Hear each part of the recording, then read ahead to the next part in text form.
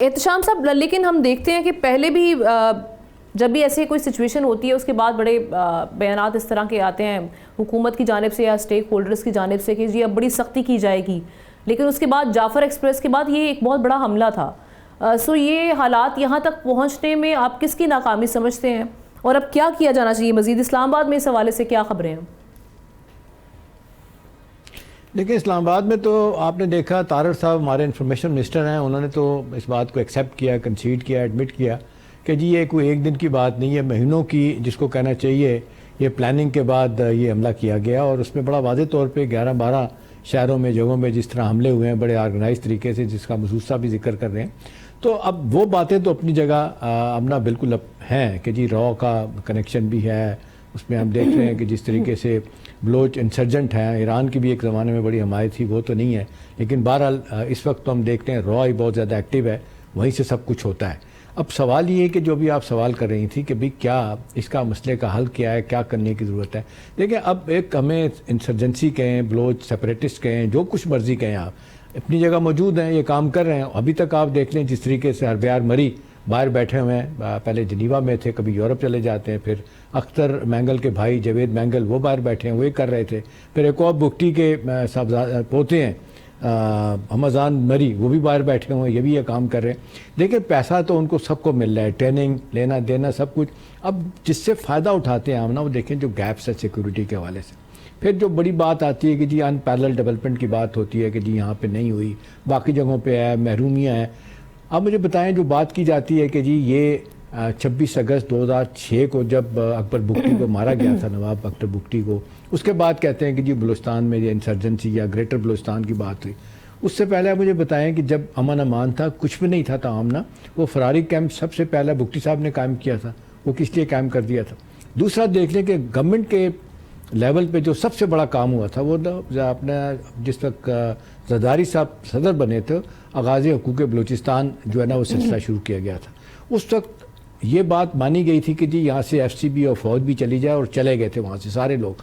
پھر آپ نے دیکھا کہ ایک بڑا مشہور جس نے ایک گروپ بنایا ہوا ہے ڈاکٹر اللہ نظر، آپ نے دیکھا کہ اس کو بھی رہا کر دیا گیا تھا، چھوڑ دیا گیا تھا. اس کے بعد اس کے گروپ کے بندوں نے 250 پنجابیوں کو مارا تھا. اب تو انہوں نے یہ پنجابی اب ٹیچر ہوں، اس کے بعد مزدور ہوں، کوئی بھی بندے ہیں، ڈاکٹرز ہوں، ان کو مارنے کا ٹھیکہ لیا. اصل بات یہ ہے کہ وہ ٹیررائز کرنا چاہتے ہیں، ہیرس کرنا چاہتے ہیں. یہ جو اس میں مختلف چھوٹے موٹے گیپس ہیں اس سے فائدہ اٹھانا چاہتے ہیں.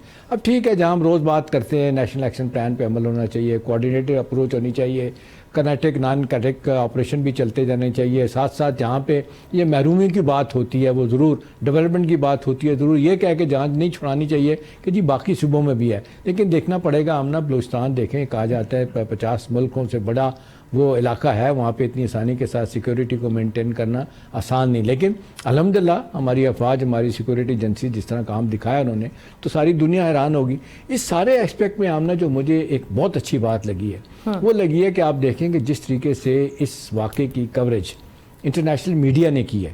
میں حیران ہو گیا دیکھ کے. سارا انٹرنیشنل میڈیا آپ دیکھ لیں، یورپ کا، امریکہ کا، ایون انڈیا کے، اور پھر آپ کے دیکھ لیں ساؤتھ ایسٹ ایشیا، اور جتنی این بلاک کنڈمنیشن ہمارے ہر ممالک کی آئی ہے، اس سے پہلے کبھی بھی اس طرح نہیں ہوا تھا. بہت واقعات ہوتے ہیں دہشت گردی کے. اب ساری دنیا جو اتنی زیادہ مذمت کر رہی ہے، یہ ایک لحاظ سے تو ہمارے لیے یہ اچھا ہے کہ ہمارا نیریٹو بڑی تیزی کے ساتھ الحمدللہ بک رہا ہے. لوگ اس کو اون بھی کر رہے ہیں، اور لوگ سمجھتے ہیں کہ پاکستان نے ہمیشہ دہشت گردی کی جنگ دوسروں کو بھی لڑی ہے. کبھی آپ دیکھ لیں باہر کے لوگوں کے لیے لڑی ہم نے. جس طریقے سے ڈرگ کا کاروبار ہوتا ہے اور ساری دنیا کے اس سے اپنا نقصانات ہوتے ہیں، اس کو روکنے کے لیے پاکستان کیا کیا کرتا ہے.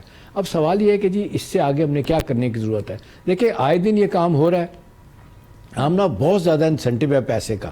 جس طریقے سے سہولت کاری ہمارے ملک کے لوگ معذرت کے ساتھ اندر بیٹھ کے کر رہے ہیں، وہ کس طرح روکیں گے؟ ٹھیک ہے، انٹیلیجنس بیسڈ آپریشن تو آپ سب جگہوں پہ کر رہے ہیں، اور یہ بالکل صحیح بات ہے کہ جہاں 100 آپریشن روکے جاتے ہیں تو اس میں 2-4 جو ہے نا وہ کامیاب بھی ہو جاتے ہیں. اب یہ ایک مسلسل ایک لڑائی ہے جہاں پہ لوگوں کو ساتھ لے جانے کی ضرورت ہے. ابھی دیکھنے پڑھے لکھے لوگوں کو اگر وہ شامل کر لیتے ہیں، یہ بڑی بدقسمتی ہے کہ کہتے ہیں کہ یہاں سے پنجاب اور باقی جگہوں سے پڑھے لکھے لوگ، ایون بچے ہیں جو ہے نا، ان کو وہ ہائر کرتے ہیں کہ آئیں دہشت گردی پھیلائیں، اور گریٹر بلوچستان کے نام پہ سب کچھ کیا جاتا ہے. اصل مسئلہ کیا ہے؟ ہم نا सीधी सी बात है, टेक्नोलॉजी नहीं है, सब पैसे की गेम है। केपी पे भी यहाँ हो रहा है, यहाँ पे भी हो रहा है, धड़ाधड़ पैसा आता है और जितने भी आप देखते हैं होस्टाइल ममालिक हैं उनकी एजेंसीज हैं। बलूचिस्तान के बारे में तो कहा जाता है कि 13 international security intelligence agencies operate कर रही होती हैं वहाँ पे। सऊदी अरब यूएई की भी एजेंसी जो है ना ऑपरेट कर रही हैं बैठ के। उसकी वजह यह है कि जितने मादनियात स्ट्रेटेजिकली जितना इंपॉर्टेंट बलूचिस्तान है, केपी है, तो इसके लोग पीछे पड़े हैं। अब बात यह कि यूनिफाइंग क्विकली उसी तरीके से काम होना चाहिए। यूनिफाइंग फोर्स हमारी फौज ही बनी है। आखिरी बात आमना ये है कि जब तक सियासी लोग आपस में नहीं बैठेंगे, सियासत में जहाँ गैप्स हैं, जहाँ पे मुश्किलात हैं, वो दूर नहीं होती। और बलूचिस्तान की महरूमियाँ बड़ी हद तक दूर करने की ज़रूरत है। सड़कें बिछ गई हैं, जाल बिछ गया, बहुत कुछ हुआ है, लेकिन अभी भी बहुत कुछ करने की ज़रूरत है, जिसको देख के लोग इस्तेमाल करते हैं। गुर्बत का बहाना बना के पैसा दिया जाता है, लोगों को दहशतगर्द बनाया जाता है। जी सब्सक्राइब करें और बेल दबाएं ताकि कोई खबर रह न जाए।